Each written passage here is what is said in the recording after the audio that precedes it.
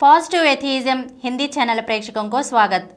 आज मैं विवेक मोहन से लिखी हुई राजा राम मोहन राय पुस्तक में स्वतंत्र रहेंगे या फिर नहीं रहेंगे के बारे में आपके सामने प्रस्तुत करना चाहती हूँ। सही अर्थों में भारत की भूमि को अपनी माता समान और भारतीयों को भाइयों सा प्रेम देने वाले राम मोहन भारत की गरिमा को ठेस पहुँचाने वाली किसी भी बात को चुपचाप नहीं सह सकते थे। उनके कथनानुसार भारत संसार को ज्ञान का प्रकाश देने वाला ऐसा गुरु है जिसके आगे एक दिन सारे विश्व को श्रद्धा से अपना शीश झुकाना पड़ेगा। भारत को आत्मनिर्भर देखने की चाह में जो प्रयास उन्होंने किए वह एक समर्पित व्यक्ति की कर सकता था। यहाँ पर उल्लेख करना आवश्यक है, जब राम मोहन फ्रांस से इंग्लैंड लौटने पर एक प्राणघातक रोग से पीड़ित होकर ब्रिस्टल में रोगी शैया पर पड़े थे, तो उस समय उन्हें एशिया के राष्ट्रों को सभ्य बनाने वाले और उन्हें ज्ञान का प्रकाश देने वाले तथा सुदूर पूर्व एवं सुदूर पश्चिम के माझ सोने की कड़ी के रूप में स्थिति स्वतंत्रता प्रभावशाली एवं प्रबुद्ध भारत का आभास हुआ। इस संदर्भ में यदि उनके पत्रों की चर्चा न की जाए तो बात अधूरी सी ही रह जाएगी। उन्होंने फ्रांस के विदेश मंत्री को एक पत्र लिखा था जो इस प्रकार है। सेवा में विदेश मंत्री महोदय, पेरिस। महानुभाव, फ्रांस से हजारों मील दूर स्थिति एक देश के निवासी एक विदेशी के इस पत्र को पाकर आपको आश्चर्य होगा।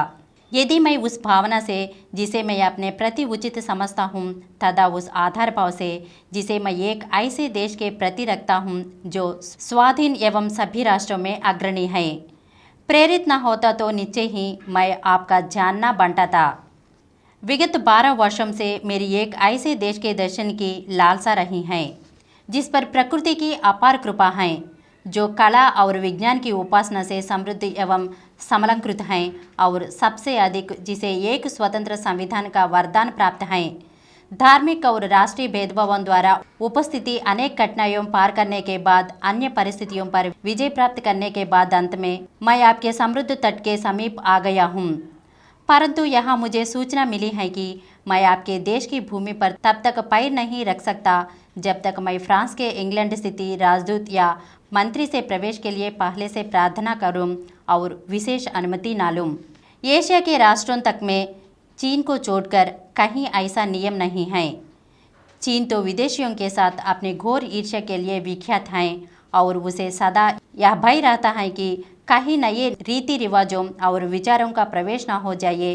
अतः मैं यह समझ पाने में बिल्कुल असमर्थ हूँ कि फ्रांस जैसे राष्ट्र में जो अन्य सब मामलों में अपनी विनम्रता और उदारता के लिए प्रसिद्ध हैं, यह नियम क्यों रखा गया है।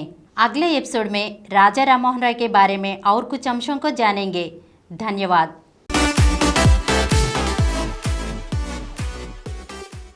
Please download Samaram multi-channel app and watch your favorite channels from your mobile. App available on Google Play Store and subscribe to the channels. For more videos, please subscribe to this channel Positive Atheism and activate the bell icon.